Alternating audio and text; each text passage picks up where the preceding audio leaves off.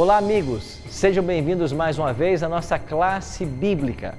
Você que está em uma igreja, em um pequeno grupo, em um salão, na casa de alguns amigos, participando deste estudo do livro do profeta Daniel. Chegamos então à nossa 11ª semana e hoje, 6 de abril, nós vamos estudar um tema impressionante. O tema de hoje será um tempo de angústia sem precedentes.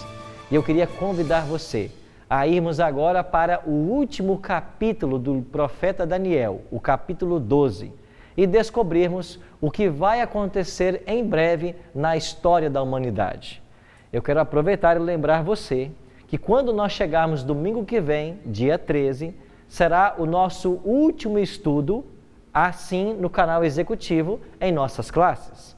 Porque dos dias 14 a 17, a nossa reunião acontecerá nos lares.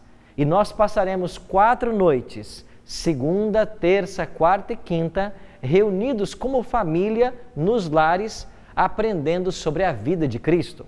Já na sexta-feira, dia 18 de abril, sábado, dia 19 e domingo, dia 20, nós iremos todos juntos para a igreja. E lá teremos uma festa de celebração, onde vamos nos confraternizar e estudar um tema muito importante, os últimos momentos da vida e do ministério de Cristo. Por isso, se prepare, está chegando um momento muito especial na Semana Santa 2014 e a nossa temática será Nos Passos do Mestre, um caminho de esperança. Eu convido você agora a nós orarmos e darmos início ao estudo da Bíblia de hoje. Feche seus olhos e ore comigo. Bondoso Deus e Pai, obrigado pelo privilégio de estarmos mais uma vez reunidos para estudarmos a Tua Palavra. Abençoa-nos agora para que compreendamos o que em breve acontecerá em nosso planeta. Oramos em nome de Cristo. Amém. Tome sua Bíblia, Daniel, capítulo 12. Chegamos então ao último capítulo deste extraordinário livro, escrito há 2.600 anos no passado, mas com uma mensagem tão presente quanto o jornal que hoje saiu nas impressoras. Daniel, capítulo 12, revela para nós eventos que ainda não aconteceram, mas que em breve acontecerão. E hoje nós vamos focalizar nosso estudo apenas no primeiro verso, Daniel 12, verso 1. Nós lemos assim em Daniel 12, 1. Nesse tempo se levantará Miguel, o grande príncipe, o defensor dos filhos do teu povo, e haverá um tempo de angústia, qual nunca houve, desde que houve nação até aquele tempo. Mas, naquele tempo, será salvo o teu povo, todo aquele que for achado inscrito no livro. Aqui no slide eu selecionei algumas palavras-chave que nós vamos nos ater no estudo de hoje. Aqui está dizendo que nesse tempo, e nós vimos no capítulo 11, verso 40, que o tempo que chegou aí é o tempo do fim, vai se levantar Miguel. E nós já aprendemos que Miguel, na profecia, é Cristo. Ele se levanta no tempo do fim como defensor dos filhos do teu povo, o povo judeu, o povo de Daniel. Hoje, nós estamos falando do Israel espiritual, dos judeus espirituais, porque Paulo diz que nós pertencemos ao Israel de Deus, o Israel espiritual. Por isso, a mensagem se dirige para nós, e nós vamos entender de que Miguel vai se levantar e haverá um tempo de angústia, qual nunca houve. De que angústia o profeta está falando? Interessante que a Bíblia interpreta-se a si mesma. E quando vamos para o livro do profeta Jeremias, o profeta no capítulo 30 também vai falar dessa angústia. Olha aí Jeremias, volte algumas páginas na sua Bíblia para Jeremias no capítulo 30. Vamos ler alguns versos desse capítulo. Página 527. Antigo Testamento, página 527. Jeremias capítulo 30, versos 6 e 7. Assim escreveu o profeta: Perguntai, pois, e vede, se acaso um homem tem dores de parto. Porque vejo, pois, a cada homem com as mãos na cintura, como a que está dando à luz? E por que se tornam pálidos todos os rostos? Ah, que grande é aquele dia, e não há outro semelhante.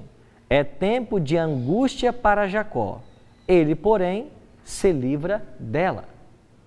O profeta Jeremias, falando do mesmo período de angústia, do qual fala Daniel, ele chama esse tempo de angústia da angústia de Jacó. Ele busca um paralelo na história e ele encontra Jacó, um personagem da Bíblia, que passou por um tempo de angústia. Agora, a angústia que Jacó viveu no livro de Gênesis é tomada como figura da angústia que haverá no futuro, pela qual o povo de Deus passará. Então eu queria convidar você a darmos uma olhada num diagrama profético e a entendermos os eventos que terão lugar daqui para frente. Vamos imaginar que estamos aqui, hoje, estamos vivendo exatamente o ano 2014. A partir de agora, qual será o evento de grande importância para a história da humanidade? Nós chamamos esse evento de o fechamento da porta da graça. Esta expressão, fechamento da porta da graça, ela não existe na Bíblia, mas o conceito é bíblico. E eu queria convidar você a irmos para o último livro da Bíblia e no último capítulo da Bíblia, Apocalipse, capítulo 22, e olhe para o versículo 11. Apocalipse 22, verso 11. Olha o que diz a Bíblia. Continue o injusto fazendo injustiça, continue o imundo ainda sendo imundo, o justo continue na prática da justiça e o santo continue a santificar-se. Apocalipse 22, 11 está falando de um momento na história em que quem está salvo, está salvo, quem está perdido, e o salvo não pode mais se perder, e o ímpio, o perdido, não pode mais se salvar. Então, a humanidade atingiu em Apocalipse 22, 11, o limite da graça. Até aqui foi oferecida oportunidade de salvação para todos os seres humanos. Mas quando chegar esse tempo profético de Apocalipse 22, 11, vai se fechar a porta da graça. A gente usa essa expressão, fechamento da porta da graça, porque Jesus contou a parábola das 10 virgens. E você se lembra que na parábola 5 estavam prontas e 5 não? 5 eram prudentes e 5 eram nécias. Quando o noivo chegou, as prudentes que possuíam azeite em suas lâmpadas, elas entraram para a festa com o noivo. Mas as que não eram prudentes, chamadas de nécias, elas não tinham azeite, e enquanto elas saíram para comprar, a porta se fechou. E quando as virgens chegaram, a porta já estava fechada. E não houve mais oportunidade delas entrarem. Então, é por isso que nós usamos essa expressão, o fechamento da porta da graça. Ou seja, um tempo em que quem está salvo não mais se perde, e quem se perde, quem está perdido não pode se salvar. Então, esse momento é algum momento histórico no futuro da nossa história. Agora, antes que esse momento chegue, a Bíblia fala de alguns eventos. E esses eventos, eles servem para nos advertir do que esse momento está chegando. Quais são esses eventos? O primeiro que eu queria considerar com vocês, nós chamamos de chuva serôdia. E eu vou convidar vocês agora a irmos para o livro do profeta Joel, lá no final do Antigo Testamento. Olha Joel capítulo 2, verso 23. Joel 2, 23. Você que nos acompanha em casa, tome sua Bíblia e participe conosco desse estudo. Olha o evento chamado chuva serôdia. Joel 2, 23 diz assim: Alegrai-vos, pois, filhos de Sião, e regozijai-vos no Senhor. vosso Deus, porque Ele vos dará em justa medida o quê? A chuva. Fará descer como outrora a chuva temporã e a chuva serôdia. Pois bem, o profeta Joel está escrevendo para um povo que entendia muito bem as leis da agricultura. E na Palestina, a quem ele endereçava os seus escritos, haviam duas chuvas ao longo do ano. A primeira chuva era chamada de chuva temporã. E quando esta chuva temporã caía, ela preparava a terra para a sementeira. Então, quando caía essa chuva e o solo ficava enxertado com água, assim era lançada a semente. A semente, então, germinava, crescia, mas para o final do ano, quando o fruto já estava na hora de maturar, vinha uma outra chuva, chamada de serôdia. Esta chuva serôdia, que caía no final do ano na Palestina, tinha como propósito terminar de maturar o grão, para que a colheita pudesse ser realizada. Então, esta era uma linguagem da agricultura da Palestina. Agora, o profeta Joel, tomando emprestado essa figura de linguagem da agricultura, ele vai aplicá-la à ação do Espírito Santo de Deus para a salvação das pessoas. Agora acompanha comigo o verso 28. Promessa do derramamento do Espírito. Joel 2:28. E acontecerá depois que derramarei o meu Espírito sobre toda a carne. Vossos filhos e vossas filhas profetizarão, vossos velhos sonharão e vossos jovens terão visões. Joel está dizendo que o Senhor vai derramar o seu Espírito Santo sobre toda a carne. Quando é que o Espírito Santo foi derramado de forma mais proeminente? No dia de Pentecostes. Então você tem que ir para Atos capítulo 2. Nós não vamos ler esse texto para ganharmos tempo, mas em Atos capítulo 2, o Espírito Santo veio sobre os discípulos de Cristo e eles pregaram o Evangelho no poder do Espírito Santo. O poder que eles receberam foi tão grande que num único dia eles batizaram quase 3.000 pessoas. Agora, a Bíblia diz que esta dispensação do Espírito Santo, que foi a primeira, equipara-se à primeira chuva, a chuva temporã. Se a chuva temporã caiu no dia de Pentecoste, agora falta cair a chuva serôdia. É esta chuva serôdia que nós esperamos. E aonde ela está profetizada em Apocalipse? Vá para o capítulo 18 de Apocalipse e olha para o verso 1. Apocalipse, capítulo 18, dê uma olhadinha no verso 1.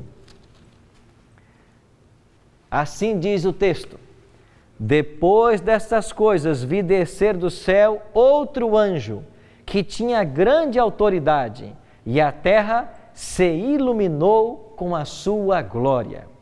Este anjo que desce do céu é o poder do Espírito Santo que vai ser derramado sobre os fiéis para que eles preguem o Evangelho para toda a criatura sobre a face da terra.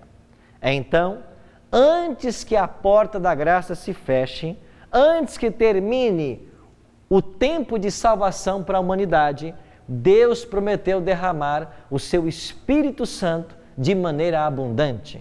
Agora, quando o Espírito Santo for derramado, terá lugar um segundo evento, que nós chamamos de decreto dominical. O que é o decreto dominical? Eu convido você para Apocalipse capítulo 13. Abra sua Bíblia em Apocalipse capítulo 13. Olha comigo o versículo 16. Apocalipse 13, 16. A todos os pequenos, os grandes, os ricos, os pobres, os livres e os escravos, faz que lhes seja dada certa marca sobre a mão direita ou sobre a fronte, para que ninguém possa comprar ou vender, senão aquele que tem a marca, o nome da besta ou o número do seu nome. Aqui em Apocalipse 13, 16 e 17, é uma descrição da marca da besta.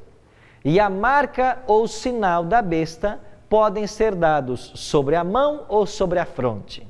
Na Bíblia, a mão é símbolo de trabalho e a fronte, símbolo de aceitação. O que significa a marca da besta em Apocalipse? Para você entender a marca da besta, que é um poder antagônico a Deus, você precisa aprender qual é a marca de Deus. Deus tem uma marca? Tem. E eu convido você para o livro de Ezequiel, onde nós vamos encontrar a marca de Deus. Vamos para a página 564. Você que nos acompanha em casa, página 564 em nossa Bíblia. Mas eu irei ler Ezequiel, capítulo 20, versículo 12, primeiramente. Ezequiel 20, verso 12, diz assim: também lhes dei o quê? Os meus sábados, para servirem de sinal entre mim e eles, para que soubessem que eu sou o Senhor que os santifica. Olha agora para o verso 20. Santificai os meus sábados, pois servirão de sinal entre mim e vós, para que saibais que eu sou o Senhor, vosso Deus. Qual é o sinal, o selo de Deus entre ele e seu povo? A santidade do sábado.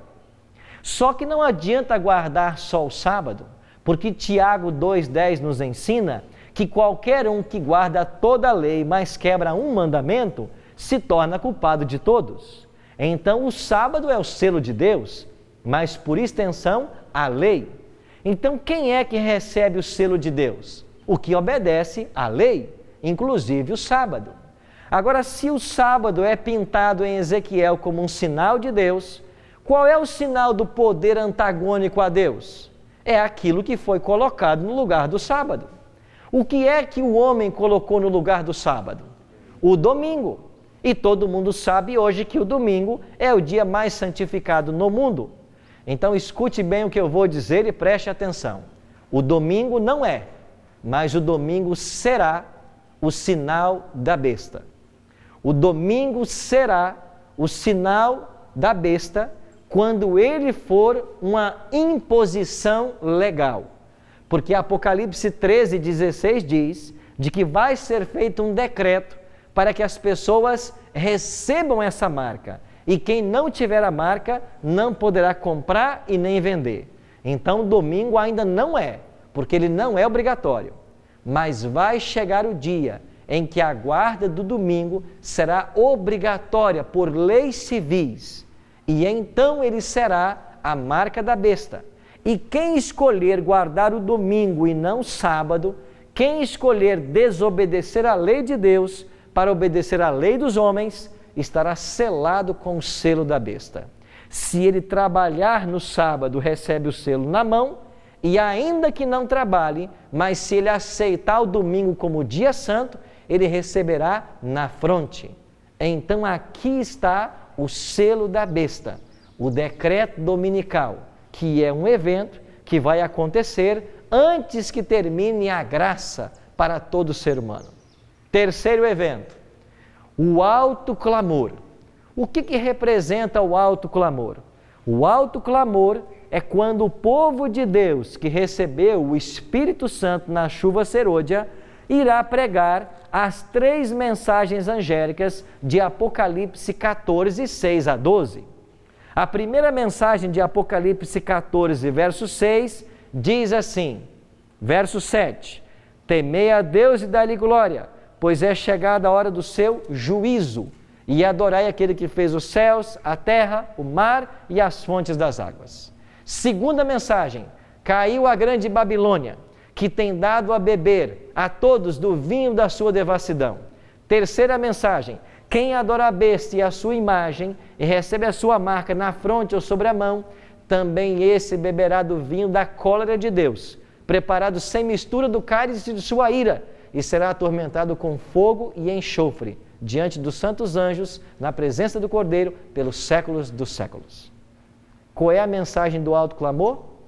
Nós temos que adorar o Criador, a Deus. O juízo já começou e nós temos que preparar para o final do juízo, porque quando o juízo terminar, Cristo voltará à terra. Então, a pregação deste evangelho, desta mensagem de Apocalipse 14, 6 a 12, constitui o que nós chamamos de alto clamor. E chegamos então ao último evento antes do fechamento da porta da graça. Que evento é este? O próprio Satanás vai tentar enganar as pessoas se passando por Cristo. E eu queria que você olhasse comigo agora, 2 Tessalonicenses capítulo 2. Abra a sua Bíblia, 2 Tessalonicenses capítulo 2. Olha o que Paulo escreveu. 2 Tessalonicenses capítulo 2, versículo... Vamos ler desde o 7. Página 170 do Novo Testamento. Página 170. 2 Tessalonicenses 2, verso 7. Com efeito, o ministério da iniquidade já opera e aguarda somente que seja afastado aquele que agora o detém. Então, será de fato revelado o iníquo, a quem o Senhor Jesus matará com o sopro de sua boca e o destruirá pela manifestação da sua vinda. Ora, o aparecimento do iníquo é segundo a eficácia de Satanás, com todo o poder e sinais e prodígios da mentira. Paulo está dizendo de que Satanás vai oferecer, vai apresentar prodígios, sinais e vai se apresentar como sendo o próprio Cristo. E com isto, ele vai enganar muitas pessoas que acharão estar seguindo Cristo. A este evento, nós chamamos a personificação que Satanás fará da volta de Cristo.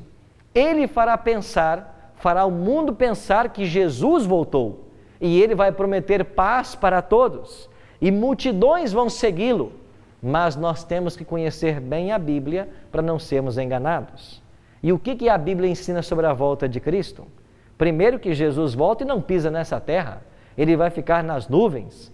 Paulo diz em Tessalonicenses de que nós seremos levados para o encontro do Senhor nos ares e assim estaremos para sempre com o Senhor. Um outro detalhe, Jesus nunca aboliu sua lei, é o que ele disse em Mateus 5, 17 e 18, mas esse falso Cristo que vai se apresentar vai abençoar aqueles que transgridem a lei de Deus. Por isso nós iremos perceber se tratar de um engano. E quando isso acontecer, o Evangelho terá alcançado toda a criatura, todo mundo ouviu da verdade da palavra de Deus, todo mundo fez a sua escolha, ou por Cristo ou pela besta, então fecha-se a porta da graça. A partir de agora, quem está salvo, está salvo. Quem está perdido, está perdido. Uma vez ocorridos esses 4 eventos, e eles acontecem meio que simultâneos, a porta da graça vai se fechar. Apocalipse 22, 11. E quando a porta da graça se fechar, nós teremos outros eventos. O primeiro deles será a queda das 7 pragas. E eu convido você a abrir a sua Bíblia em Apocalipse, capítulo 15, para a compreensão desse tema. Apocalipse, capítulo 15. Olha que interessante o versículo 8. Você que nos acompanha em casa, tome sua Bíblia, participe desse estudo também. Vamos descobrir o que vai acontecer daqui para frente na história deste mundo. Apocalipse 15, 8 ensina o seguinte, página 209. O santuário se encheu de fumaça, procedente da glória de Deus e do seu poder, e ninguém podia penetrar no santuário enquanto não se cumprissem os 7 flagelos dos 7 anjos. Flagelo e praga é a mesma coisa. Você percebe que o santuário se enche de fumaça? E aonde está Cristo nesse exato momento? Agora, no santuário. Mas quando o santuário se encher de fumaça, é porque Jesus saiu do santuário. E em Daniel 12:1, nós lemos lá, de que no tempo do fim se levantará Miguel. Este levantar-se de Daniel 12:1 é a saída de Cristo do santuário. No capítulo 7, Jesus entrou no santuário, quando o trono se estabeleceu e um semelhante ao Filho do Homem veio sobre as nuvens dos céus. Ali Jesus estava entrando no santuário. Agora em Daniel 12:1, Jesus está saindo do santuário. Ele se levanta. E quando ele se levanta do santuário, o santuário se enche de fumaça e ninguém pode permanecer nele até que sejam derramadas as 7 pragas. Agora em Apocalipse 16, você tem uma descrição de todas as 7 pragas. Não é o tema de hoje, eu vou mencioná-las brevemente, mas a primeira praga são úlceras malignas e perniciosas, a segunda praga, o mar se transforma em sangue, a terceira praga, os rios e fontes de água se transformam em sangue, a quarta praga, verso 8, o sol aquece, a quinta praga, nós temos aqui escuridão sobre o trono da besta, a sexta praga, o secamento do rio Eufrates, e a sétima praga já são os eventos sobrenaturais que darão lugar à volta de Jesus. Então, quando cair a primeira praga sobre a terra, que será, segundo Apocalipse 16, 1 e 2, úlceras malignas e perniciosas sobre os portadores da marca da besta, essas úlceras podem ser comparadas à lepra dos tempos bíblicos. Então, as pessoas que aceitaram o selo da besta e rejeitaram a lei de Deus, elas receberão na sua carne um tipo de lepra. Esta é a primeira praga. Quando ela cair, o que nós saberemos? Fechada está a porta da graça. Quem está salvo, quem está perdido. Uma vez que as 7 pragas começam a cair sobre a terra, e nós cremos de que elas cairão no espaço de meses, acontece o segundo evento. Qual é o segundo evento? Um decreto de morte. Voltemos para Apocalipse 13. Leia comigo aqui o decreto de morte. Em Apocalipse, capítulo 13, olha agora para o versículo 15. Apocalipse 13, verso 15. E foi-lhe dado comunicar fôlego à imagem da besta, para que não só a imagem falasse, como também ainda fizesse morrer quantos não adorassem a imagem da besta. Você percebe que, a princípio, quem não tinha a marca da besta não podia comprar e nem vender. Agora, quem não tem a marca da besta vai ser réu de morte. Este evento nós chamamos de o decreto de morte, ou seja, leis civis serão assinadas autorizando a morte de todos aqueles que não têm a marca da besta, ou seja, os cristãos que guardam os 10 mandamentos. Então chegará o que a Bíblia chama de angústia de Jacó. Aqui está situada a angústia de Jacó, da qual falou Daniel 12:1, um tempo de angústia sem precedentes. Agora, quem é que vai passar por essa angústia? Não são os ímpios. Os ímpios estão passando pelas pragas. E os salvos? Eles passam pela angústia de Jacó. Você, para entender essa angústia de Jacó, tem que entender a experiência de Jacó. Nós não vamos ter tempo para ler hoje Gênesis 30, toda a história, mas eu vou explicar rapidamente para vocês. Você lembra que Jacó enganou seu irmão, Esaú, enganou seu pai, roubando dele o direito ou a bênção da primogenitura? Jacó fugiu e Esaú quis matar Jacó. Finalmente, Esaú veio na direção de Jacó para matar-lhe. E quando Jacó soube que Esaú estava se aproximando com 400 homens, ele pensou, ele vai me matar. Nessa ocasião, Jacó tinha 2 esposas e vários filhos. E ele mandou vários presentes para o seu irmão, tentando aplacar a ira, para que ele não morresse e nem morresse a sua família. E ele pegou a sua família e colocou lá no final do final da multidão, para que eles não fossem atingidos. E nesse momento de angústia, ele vai orar a Deus. E enquanto ele está orando, aparece um anjo. Ele acha que o anjo é um inimigo e ele começa a lutar com esse anjo até que o anjo finalmente o perdoa. Rapidamente, essa é a história. O que significa a angústia de Jacó? Primeiro, alguém vinha marchando contra ele para tirar-lhe a vida. Os salvos, nesse momento, e só os salvos passarão por esse período, eles são alvo de todos os ímpios que podem matá-los. Esse é um fator que vai gerar angústia. Segundo, assim como Jacó temeu por sua família, nós não saberemos aonde estarão mais nossos familiares. Esse tempo será um tempo difícil e não poderemos estar todos juntos ao mesmo tempo como gostaríamos. Terceiro, será que em minha vida eu cometi algum pecado do qual eu não me arrependi antes do fechamento da porta da graça? Então, nesse momento, nós vamos imergir numa angústia mental por causa de vários fatores. E o principal deles será: resta em minha vida algum pecado não confessado? Porque se nesse momento tiver um único pecado sem ser confessado, eu estarei reprovado pelo céu, porque a porta da graça já se fechou. Não há mais local para perdão de pecados. Acabou-se a graça. Então, isto vai gerar nos salvos o que nós chamamos de angústia de Jacó. Agora fica uma pergunta aqui.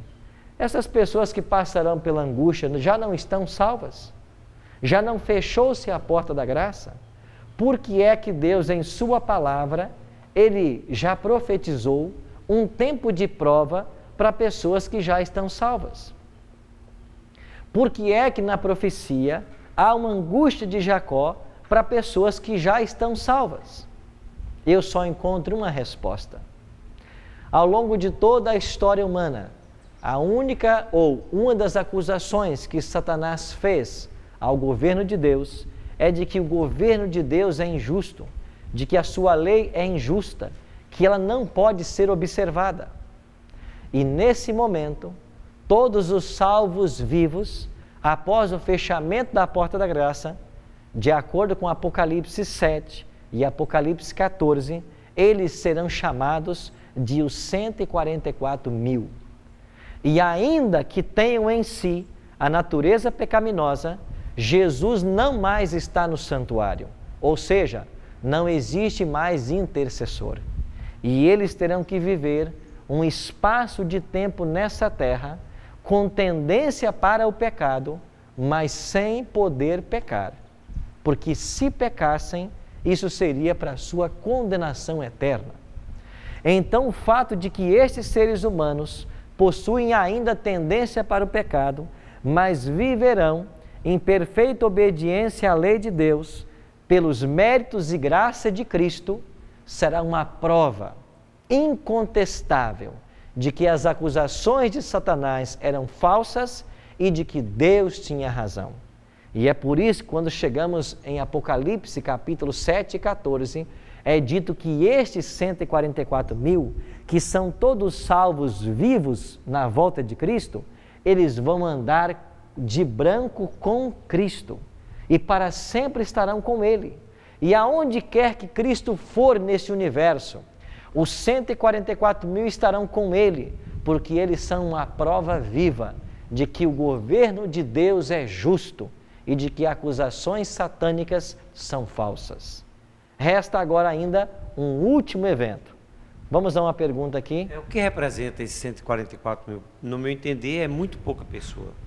Alguns acham de que o número 144 mil é um número literal e que apenas 144 mil pessoas se salvariam na volta de Cristo.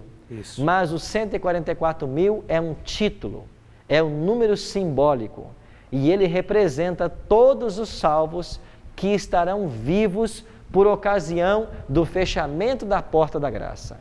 Quando se fechar a porta da graça, todos os salvos nesse momento, e nós não sabemos quantos serão, mas João viu uma multidão ao lado do Cordeiro, eles se chamam 144 mil. Trata-se de um número simbólico e não literal. Eu não entendi qual é a relação, já que a porta da graça se fechou e eu sendo salvo, eu ainda tenho uma tendência de pecar ou posso pecar? Exatamente, você ainda tem a tendência e a possibilidade, porque todo ser humano quando nasce, ele nasce com natureza pecaminosa. É o que ensinou Davi quando disse, em pecado me concebeu minha mãe. Então toda criança quando nasce, nasce com tendência para o mal. Nós chamamos essa tendência natural de natureza pecaminosa. Agora, quando ela será arrancada de nós? Leia comigo um texto de 1 Coríntios, capítulo 15, e olha o momento exato em que essa natureza pecaminosa será arrancada de nós. Página 146, finalzinho da Bíblia, página 146.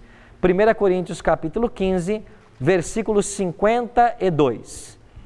No momento, num abrir e fechar de olhos, ao ressoar a última trombeta, a trombeta soará e os mortos ressuscitarão incorruptíveis e nós seremos o quê? Transformados. Verso 53. Porque é necessário que este corpo corruptível se revista da incorruptibilidade e o corpo que é mortal se revista da imortalidade. Então, a natureza pecaminosa, segundo Paulo, em 1 Coríntios 15, 52 e 53, ela vai ser arrancada de nós na volta de Cristo. A isso chamamos de glorificação. E então, justamente, chegamos ao livramento dos salvos, que é o evento da volta de Cristo. Jesus volta para libertar os salvos. E quando os salvos forem libertos, eles subirão para encontrar Jesus nas nuvens e depois serão levados para o céu. E o que acontece agora? Esse será o tema de semana que vem, quando nós estudarmos o estabelecimento do eterno reino de Cristo. Por hoje, eu queria convidar você a colocar os teus olhos na segunda vinda de Cristo e fazer uma séria advertência. Muitos pregadores por aí estão dizendo de que haverá um tempo de oportunidade no futuro. Muitos estão falando de que aquela 70ª semana que nós estudamos em Daniel, que ficou lá no passado, dos anos 27 a 34, ainda está no futuro, dizem eles. E durante esses 7 anos que estão no futuro, haverá o reinado do anticristo. E nós teremos ainda um tempo de prova e finalmente nós poderemos decidir de que lado ficar. Escuta, isso é mentira. Isso é uma ideia diabólica. Sabe por quê? Porque o diabo sabe, se você jogar a tua decisão para o futuro e esperar que venha esta grande tribulação para então fazer a sua escolha, você já estará eternamente perdido. Porque antes que chegue a angústia de Jacó e a grande tribulação, a porta da graça já terá sido fechada. E quando a porta da graça se fechar, não existe mais chance de salvação. É por isso que o autor de Hebreus faz um apelo para mim e para você. Hoje, diz a palavra, hoje, se ouvirdes a sua voz, não endureçais o vosso coração. Não brinque com religião. Cristo está fazendo um chamado para todos nós. Cristo espera que nós tomemos uma decisão firme ao lado dele. E o fato de escolher a Cristo ou não, significa perdição ou salvação eterna. Nós estamos felizes por estarmos nessa ilha, nesse ambiente paradisíaco. E se pudéssemos viver num local bilhões de vezes melhor que esse por toda a eternidade? Já pensou o que seria? Pois é isso que o céu reserva para nós. Paulo diz, aquilo que os olhos nunca viram, os ouvidos nunca ouviram e nem jamais penetrou em coração humano, é o que Deus está preparando para aqueles que o amam. E é triste ver, diante de tantas glórias que o céu reserva, há pessoas que estão trocando os milênios da eternidade por míseros anos de prazer nessa terra. Por isso, meu chamado para você, querido telespectador, abra o seu coração, entregue-se a Cristo, volte-se para a sua palavra, não para verdades parciais como se pregam por aí, mas para a verdade eterna desse livro, para assuntos como este que quem sabe você está ouvindo pela primeira vez. E sabe por que está ouvindo? Porque nós nos afastamos da Bíblia e nós precisamos voltar para esse livro. Agora é a hora. Tome uma decisão de entregar sua vida a Cristo e de todos os dias examinar esse livro em busca da verdade, porque só a verdade, que é Cristo, pode te libertar. Você tem nos acompanhado ao longo dessas semanas. Por certo, o vento está soprando também na sua vida. É o Espírito Santo que está te fazendo um chamado a uma mudança. Hoje diz a palavra: se ouvirdes a sua voz, não endureça o vosso coração. Entregue-se completamente a Cristo. Procure uma igreja adventista mais perto da sua casa. Diga que você quer continuar o aprendizado da Bíblia, que você quer seguir tudo que esse livro ensina, porque um dia você quer estar no céu. E todos nós teremos um dia a alegria de poder contemplar a face de Jesus e recebê-lo em glória e majestade. Vamos orar? Pai Santo, Teu Espírito nos mostra nesta hora de que existe um plano maior para todos nós. Nós não podemos nos conformar com as coisas como estão em nossa vida. Nós precisamos de mudanças. Mas as mudanças que precisamos só podem ser operadas pela atuação sobrenatural do Teu Espírito. Por isso estamos abrindo ao Senhor agora o nosso coração e a nossa mente e suplicando que o Senhor nos aceite como estamos, para que um dia sejamos como Tu desejas. Pai Santo, que a nossa vida esteja em Tuas mãos e que nada nesse mundo nos separe de Ti. É a nossa oração, em nome e por amor de Jesus. Amém.